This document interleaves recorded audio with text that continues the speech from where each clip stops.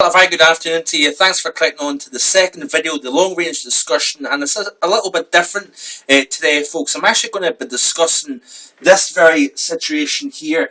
This is actually a reservoir in Kent, and this is actually quite a classic scene that we're seeing across many parts of the British Isles, or should I say England in particular. Scotland is certainly not as dry as what we're seeing across, central and eastern parts of England.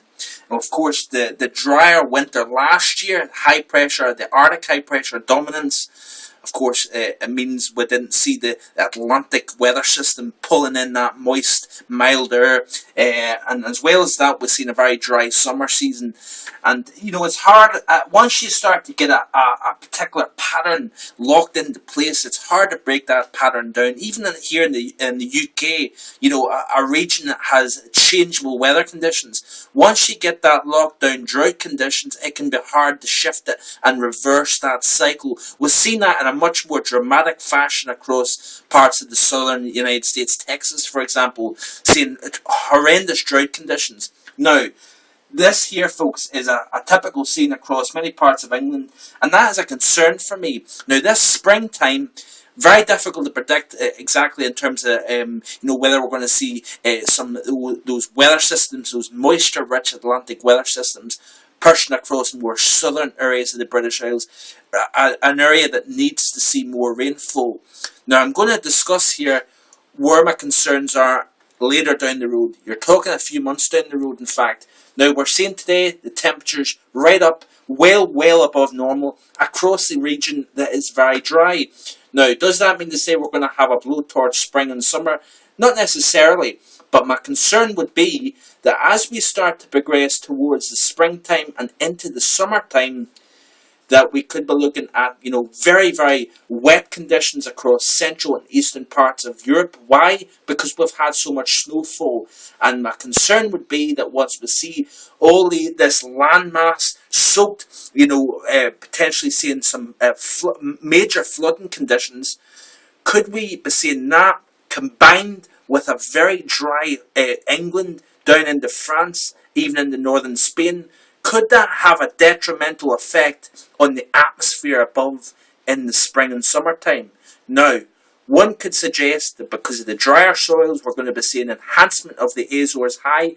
Yes, I believe we've seen that this winter time. The reason why the majority of the British Isles didn't see a particularly cold winter, because that block was sitting too close to the British Isles and keeping away that cold air from pushing in from Europe.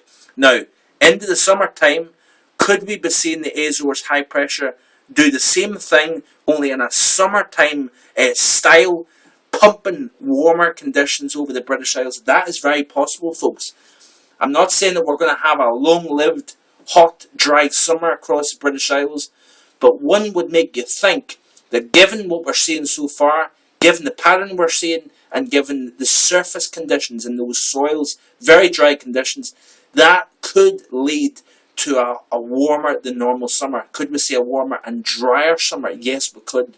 And this is just some of the ideas that's starting to take me in towards the month of March. Yes, I'm issuing my forecast for the summer of 2012 on the 31st of March. Going to have more ideas and what I think is going to happen. But I'm mainly keeping you up to speed with what I'm thinking at the moment.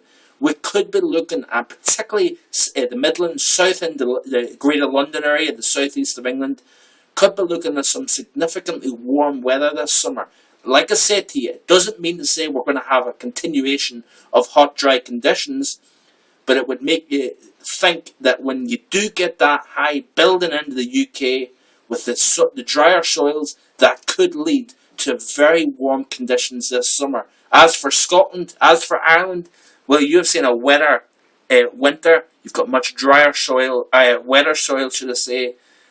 That means to say that it doesn't necessarily mean that here we are going to see that warm, dry conditions.